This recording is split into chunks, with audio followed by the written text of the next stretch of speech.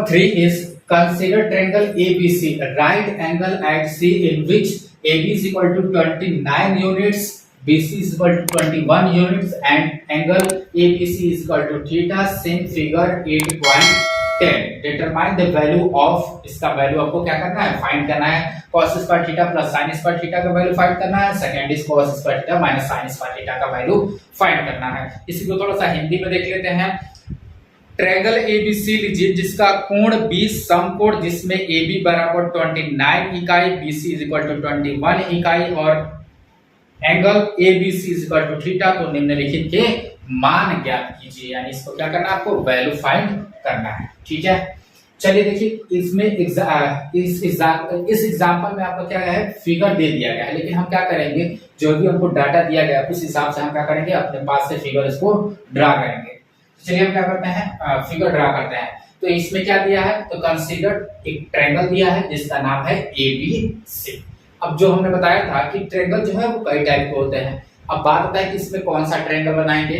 तो हमने बताया था जो ट्रिग्नोमेट्री है उसमें केवल एक ही ट्रायंगल के बारे में आपको पढ़ना है, which is right angle triangle. ठीक है, यहाँ पे दे भी दिया है राइट एंगल. राइट एंगल मतलब राइट एंगल ट्रायंगल के बारे में ही हमको पढ़ना है और इसको बनाना भी है. तो हम क्या करते हैं, राइट एंगल ट्रायंगल बना लेते हैं. ठीक, ये हमारा राइट एंगल ट्रायंगल हो गया, यहाँ पे 90 डिग्री. अब बात ये आता है कि किस एंगल कहाँ पे हमारा ए होगा, कहाँ पे बी होगा और कहाँ पे सी होगा. तो ध्यान से देखेंगे तो यहाँ पे लिखा है राइट एंगल एट सी, यानी कि समकोण कहाँ होगा, जहां पे पॉइंट सी होगा. राइट एंगल कहाँ होगा, जहां पे पॉइंट सी होगा. तो इसमें देखिए 90 डिग्री का एंगल कहाँ फॉर्म हो रहा है, यहाँ पे बना. तो यहाँ पे पॉइंट क्या हो जाएगा आपका, सी. बच गया ए और बी. अब ए और बी कहीं भी हो सकता है आपका, ए यहाँ भी हो सकता है, यहाँ भी हो सकता है, बी यहाँ भी हो सकता है, यहाँ भी हो सकता है. और अपना अकॉर्डिंग इसको क्या करना है, एडजस्ट कर लेना. तो मान लेते हैं यहाँ पे हमारा ए है और यहाँ पे हमारा बी है. ठीक, आगे क्या दिया है, A B. A B is equal to given है भाई, क्या गिवन है, A B is equal to 29 units, यानी कि इसको बोलते हैं हिंदी में इकाई. ठीक है, ए ये है, बी ये है, ये कितना दिया है, 29 यूनिट दिया है. ठीक है, बीसी गिवन है, बीसी इक्वल टू कितना दिया है, 21 यूनिट्स दिया है. ठीक है, बी ये हो गया, सी ये हो गया, ये कितना दिया है, 21 यूनिट्स दिया है. ये आपका गिवन है. ठीक, क्या नहीं दिया है, एसी नहीं दिया. तो फर्स्ट ऑफ ऑल हमको एसी निकालना है. ठीक, आगे क्या दिया है कि angle ABC is equal to theta. तो ये हमारा ए हो गया, ये बी हो गया, ये सी. यहाँ पे एंगल क्या है हमारा, थीटा है. हमने बताया कि जहां पे एंगल बनता है उसके ठीक सामने वाला साइड क्या होता है, परपेंडिकुलर होता है. तो ये आपका परपेंडिकुलर हो जाएगा. परपेंडिकुलर निकालना है. 90 डिग्री के सामने वाला हाइपोटेनस बच गया, ये क्या हो जाएगा आपका, बेस हो जाएगा. ठीक, तो एसी निकालना है, यानी कि परपेंडिकुलर निकालना. तो कैसे निकलेगा, वो निकलेगा आपका पाइथागोरस थ्योरम से. तो लिखेंगे अकॉर्डिंग टू पाइथागोरस थ्योरम. ठीक है, पाइथागोरस थ्योरम. ये क्या होता है, ये होता है हाइपोटेनस का square is equal to perpendicular का स्क्वायर प्लस बेस का स्क्वायर. तो हाइपोटेनस कितना दिया है, तो इसके ठीक सामने वाला ये 90 डिग्री सामने वाला ये क्या है, AB. तो AB हो जाएगा आपका हाइपोटेनस. तो AB का स्क्वायर परपेंडिकुलर यानी कि एंगल के सामने वाला ये क्या है, AC. AC आपका हो जाएगा आपका परपेंडिकुलर का स्क्वायर प्लस बच गया क्या, BC हो जाएगा आपका बेस. ठीक है, अब जिसको हमको निकालना है उसको एक साइड कर लेते हैं. ठीक है, तो ये देखिए प्लस है, इधर क्या हो जाएगा, इधर आएगा तो माइनस हो जाएगा. ये क्या आपका AB का वैल्यू कितना है जी, तो AB का वैल्यू है 29, इसका स्क्वायर. ये प्लस है, इस साइड आने क्या हो जाएगा, माइनस हो जाएगा. BC का वैल्यू है 21, इसका square is equal to AC का स्क्वायर. ठीक है, तो AC square is equal to कितना हो जाएगा, तो देखिए 29 का स्क्वायर करेंगे तो ये होता है 841. ठीक, माइनस 21 का स्क्वायर करें तो ये हो जाएगा 441. ठीक है, तो अब इसमें से इसको सब्ट्रैक्ट करेंगे तो ये हो जाएगा आपका AC square is equal to 400. AC square का वैल्यू आएगा, हमको AC स्क्वायर का वैल्यू नहीं चाहिए, हमको चाहिए AC चाहिए. तो ये हो जाएगा AC इज इक्वल टू इसका स्क्वायर टाइम किधर जाएगा आपका रूट.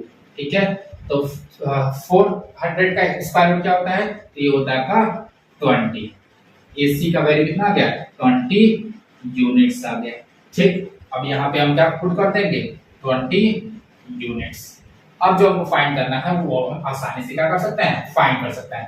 पहला क्या फाइंड करना है, तो हमको फाइंड करना है cos square theta plus sin square theta.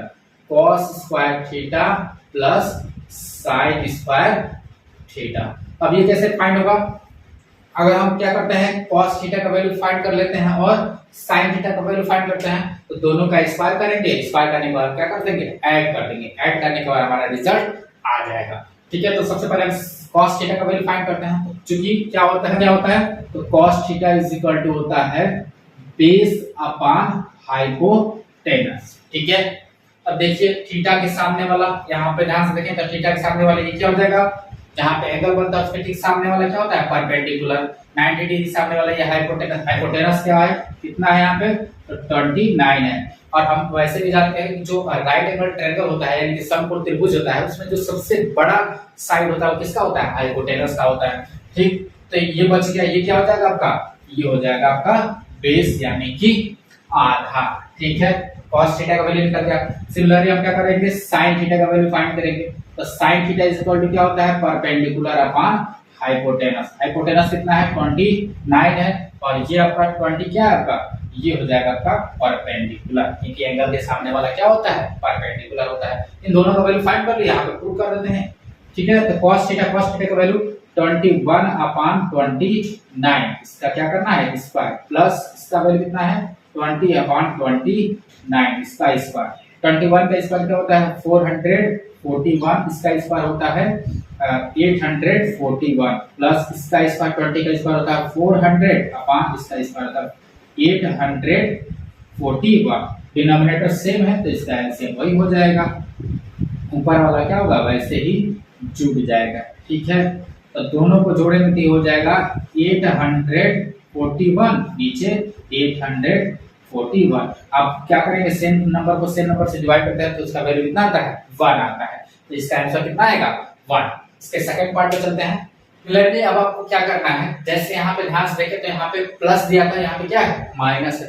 तो कुछ नहीं करना है, जैसे यहाँ पे हम क्या किए हैं, यहाँ पे इन दोनों को ऐड किया है। अब आपको क्या करना है, यहाँ पे इसको माइनस कर देना है। ठीक है, तो 441 में से 400 चला गया, कितना बचेगा, 41। तो इसका आंसर कितना आएगा, 41 अपॉन 841 आएगा। ठीक है, अब आपको क्या करना है, वैसे ही कर लेना, जैसे यहाँ पे जोड़े थे वैसे ही क्या करना, आपको सब्ट्रैक्ट कर लेना है। ठीक है।